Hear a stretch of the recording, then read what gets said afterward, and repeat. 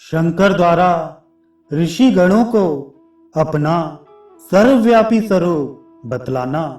ईश्वर ने कहा, हे ऋषि गणों, आप सभी सुने, मैं परमेष्टि ईश के उस महात्म्य का यथावत वर्णन कर रहा हूं जिसे वेदज्ञ लोग जानते हैं। मैं सनातन सर्वात्मा, सभी लोकों का एकमात्र निर्माण करने वाला, सभी लोकों का एक अद्वितीय रक्षक और सभी लोकों का एकमात्र संहार करने वाला हूँ।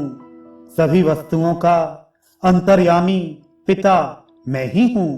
मध्य तथा अंत सब कुछ मुझ में स्थित है, किंतु मैं सर्वत्र स्थित नहीं हूँ, अर्थात मेरी कोई सीमा नहीं है। विप्रों, आप लोगों ने मेरे जिस अद्भुत रूप को देखा है वह केवल मेरा प्रतीक है, जिसे मैंने अपनी माया द्वारा दिखलाया। मैं सभी पदार्थों के भीतर स्थित रहते हुए संपूर्ण जगत को प्रेरित करता हूँ। यह मेरी क्रिया शक्ति है। यह विश्व जिसके द्वारा चेष्टा करता है और जिसके स्वभाव का अनुसरण करता है, काल रूप, वही मैं संपूर्ण कलात्मक अपने अंश रूप जगत को प्रेरित करता हूँ। जो अपने प्रकाश से संपूर्ण संसार को सदा प्रकाशित करते हैं, वे सूर्य देव भी ईश्वर की आज्ञा से वृष्टि का विस्तार करते हैं। जो सारे संसार के शासक, सभी देवताओं के ईश्वर तथा यज्ञ करने वालों को फल प्रदान करने वाले इंद्रदेव हैं, वे भी मेरी आज्ञा से प्रवृत्त होते हैं।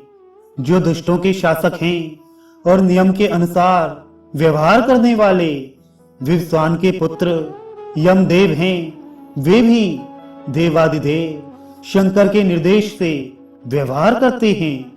जो सभी प्रकार के संपत्तियों के स्वामी और धन प्रदान करने वाले कुबेर हैं, वे भी ईश्वर के नियोग से ही सदा प्रवृत्त होते हैं। जो सभी राक्षसों के स्वामी हैं तथा तमोगुणियों को अपने कर्म का फल प्रदान करने वाले हैं, वे निकृति देव मेरे ही निर्देश से सदा परिवर्तित होते हैं। जो बेताल गणों और भूतों के स्वामी और भक्तों को भोग रूपी फल प्रदान करने वाले ईशान देव हैं, वे भी मेरी आज्ञा में स्थित रहते हैं। जो अंगिरा के शिष्य रुद्रदेव के गणों में अग्रगण्य और योगियों के रक्षक हैं, वे वामदेव भी मेरी ही आज्ञा द्वारा नित्य व्यवहार करते हैं। जो संपूर्ण संसार के पूज्य, विघ्नकारक, धर्म नेता, विनायक हैं, वे भी मेरे आदेश से चलते हैं। जो ब्रह्म ज्ञानियों में श्रेष्ठ, देवों के सेनापति स्वयंभू प्रभु स्कंद हैं, वे भी नित्य विधि की प्रेरणा से प्रेरित होते हैं। जो प्रजाओं के पति मरीच आदि महर्षि हैं, वे भी परात्पर परमेश्वर की आज्ञा से ही विविध लोकों की सृष्टि करते हैं। जो सभी प्राणियों की शोभा हैं और विपुल ऐश्वर्य प्रदान करती हैं, वे नारायण की पत्नी लक्ष्मी मेरे ही अनुग्रह से व्यवहार करती हैं।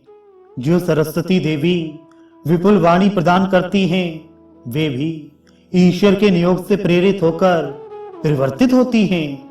जो सभी पुरुषों को घोर नरकों से तारने वाली सावित्री देवी कही गई हैं, वे भी देव की आज्ञा के अनुसार चलने वाली हैं।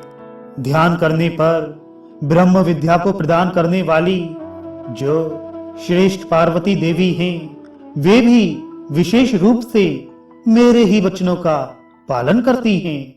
अनंत महिमा वाले और सभी देवताओं के स्वामी जो अनंत शेष हैं, वे भी शंकर के निर्देश से ही संसार को सिर पर धारण करते हैं। जो संवर्तक अग्नि नित्य बड़वा के रूप में स्थित है, वे भी ईश्वर की आज्ञा से ही संपूर्ण समुद्र को पीते रहते हैं। इस संसार में अत्यंत तेजस्वी जो 14 मनु हैं, वे सभी मुझ ईश्वर के आदेश से सभी प्रजाओं का पालन करते हैं। आदित्य, वसुगण, रुद्र, मरुदगण, अश्विनी कुमार तथा अन्य सभी देवता मेरी ही आज्ञा में प्रतिष्ठित हैं।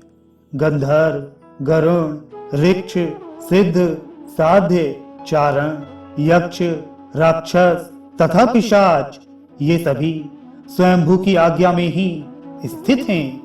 कला, काष्ठा, निमेष, मुहूर्त, दिन, रात, ऋतुएं, पक्ष तथा मास ये मुझ प्रजापति शिव के शासन में स्थित हैं।